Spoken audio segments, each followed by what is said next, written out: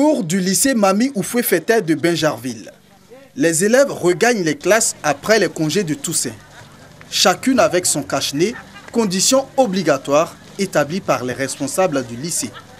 Mais une fois en classe, la consigne n'est plus respectée. Il fait chaud quand on porte les masques et puis on n'arrive pas trop à respirer quand il y a beaucoup de personnes.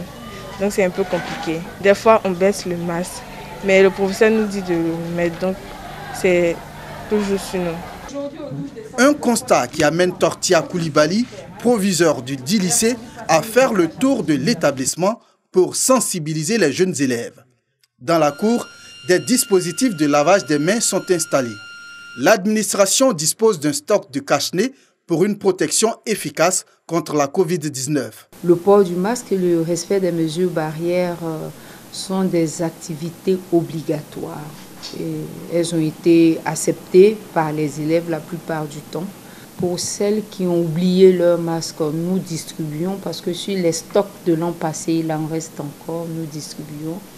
Mais en général, elles viennent toutes avec leur masque. Quand les enseignants rentrent, ils le leur rappellent, puisque nous disons aux enseignants toujours qu'il faut rappeler aux filles que le masque n'est pas fait pour le menton, qu'il est fait pour la bouche, pour couvrir la bouche et les nez. Mais souvent, lorsque nous tournons dans la cour, nous sommes obligés de les rappeler à l'ordre, portez vos masques. Mais au portail, elles ne franchiront pas le portail sans être masquées. Au lycée de garçons Nyalega Mémé Jérémy de Bingerville, les élèves se débrouillent tant bien que mal pour respecter le port du masque, même si le retrait est fréquent pendant les cours. Le respect des gestes barrières est un peu fatigant pour nous. Nous n'arrivons pas à bien respirer et puis dans la classe il fait chaud, c'est un peu étouffant, quoi. Donc on essaie de faire avec. Cette mère d'élèves choisit de fabriquer elle-même les cache-nez de ses enfants. Je suis couturière, et donc je préfère ça. À chaque fois, il change. Ça peut se laver. Le proviseur Souleymane Koulibaly assure que des efforts sont faits pour la protection des enfants. L'année dernière, nous avons reçu un lot de cache-nez de la part du ministère et nous avons eu à distribuer à tous les élèves par semaine, 10 cache-nez par élève par semaine. Et je crois que ça se passait très bien. Cette année, nous avons quelques petites réserves qu'on va commencer à remettre aux élèves,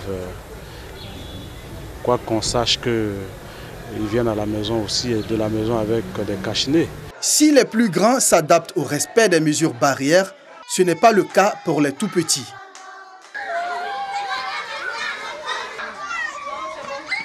C'est la récréation au groupe scolaire Ephrata, au quartier Faya dans la commune de Cocody.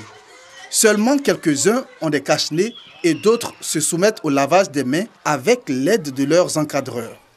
Quelques difficultés relatées par le directeur de l'école. En voulant jouer, ils enlèvent leur cache-nez, soit ils mettent dans leur sac, ils déposent sur la table en classe et puis ils viennent jouer. Donc c'est pourquoi vous avez remarqué que pendant la récréation, les enfants, la majorité des enfants n'ont pas de cache-nez. À la reprise, il y a des fois c'est défectueux, donc on est obligé aussi de remplacer. Avec les plus petits, vraiment c'est difficile. Non seulement ils n'arrivent pas à bien respirer, donc ils disent à monsieur, maître, je n'arrive pas à bien respirer, donc je vais enlever mon cache-nez. Donc vraiment c'est un peu difficile avec les enfants.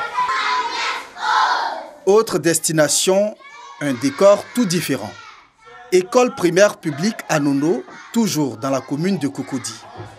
Les élèves en classe ne portent pas de masque, mais cela semble ne pas inquiéter les responsables. Ils n'ont pas l'habitude du masque.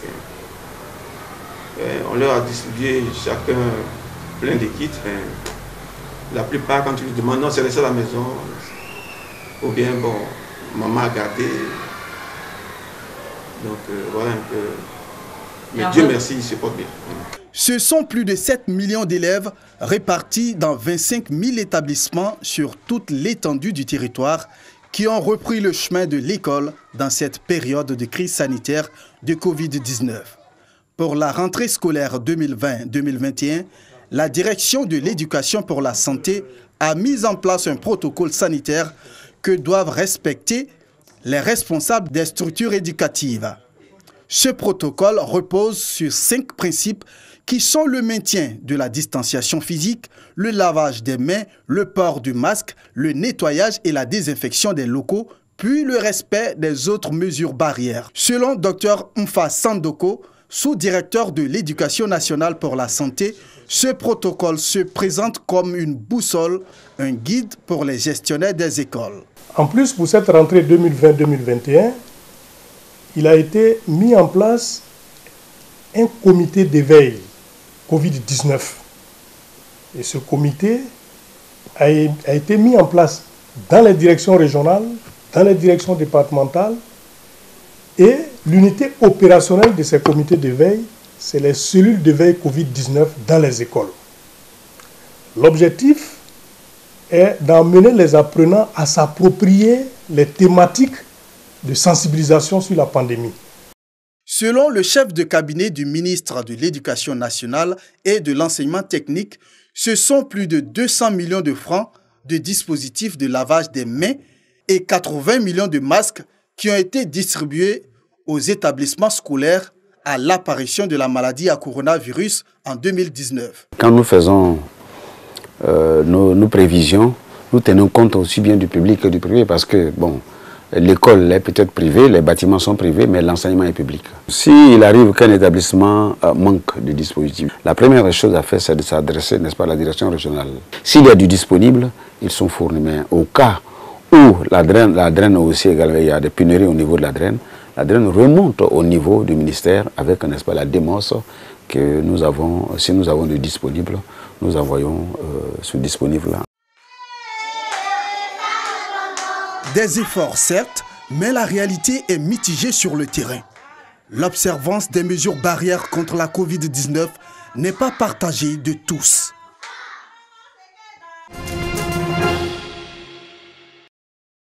Le jeudi 29 octobre dernier, un tweet attribué à l'ambassade de Côte d'Ivoire en France déclare que les autorités françaises décident dans le cadre de l'élection présidentielle en Côte d'Ivoire de ne pas autoriser l'ouverture de bureaux de vote en raison de la crise sanitaire du coronavirus. À côté de cette fausse information, plusieurs autres sont diffusées à tort ou à raison sur les réseaux sociaux. L'OIDH, l'Observatoire ivoirien des droits de l'homme, a fait un monitoring avant, pendant et après l'élection présidentielle et relève 17 cas de profusion de désinformation dont une analyse est rendue ce jour par l'équipe de veille. Il y a eu une abondance d'images qui étaient contextuellement incorrectes, qui ont été prêtées à des événements. Il y a eu également assez de contenus qui ont été manipulés. Notamment, vous avez un certain nombre de cartographies qui ont afflué sur les réseaux sociaux relativement aux différentes tendances qui se présentaient dans certaines zones du pays. Et vous avez à côté de cela plusieurs rumeurs qui ont été observées même déjà depuis la veille du scrutin et après le scrutin. Vous vous rappelez sans doute de la rumeur qui a concerné la mort de M. Pascal Afin-N'Guessan.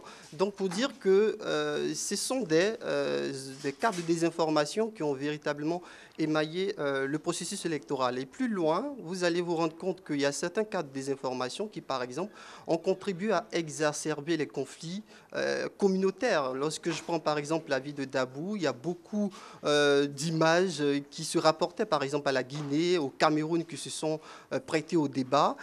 Même très récemment, à travers Mbato, où des vidéos qui viennent normalement d'Aoukro se retrouvent donc sur le champ. Face à cette bataille de l'information ou de la désinformation qui se joue sur la toile, l'OIDH fait des propositions. Notre solution aujourd'hui, c'est certes qu'il y a un volet répressif qui réprime tout ce qui est diffusion de fausses informations, mais à côté de cela, il faut faire assez de sensibilisation, mais aussi assez d'éducation aux médias. Face à la montée en puissance des réseaux sociaux, la lutte contre la désinformation s'annonce une épreuve d'endurance et de sensibilisation des populations, selon l'Observatoire ivoirien des droits de l'homme.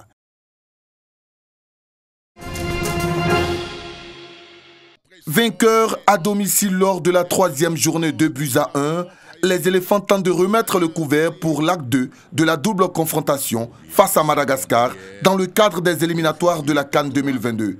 Un match important pour le sélectionneur Patrice Baumel qui opte pour un trident offensif, Pépé, Lago, Haller, à la place des cadres habituels absents. Un choix apparemment judicieux dès l'entame avec la tentative de Junior Lago, mais sa frappe frôle le cadre. La mainmise des éléphants se concrétise au quart d'heure de jeu avec un pénalty parfaitement transformé par Franck-Yannick Kessié. Cet avantage au tableau d'affichage permet aux éléphants de rejoindre sereinement les vestiaires. Les Barrias reviennent dans la partie en seconde période avec l'égalisation de Samuel Amada. Un but partout, score final. Les éléphants de Côte d'Ivoire confirment leur leadership de la poule K en attendant les 2 prochaines sorties en mars.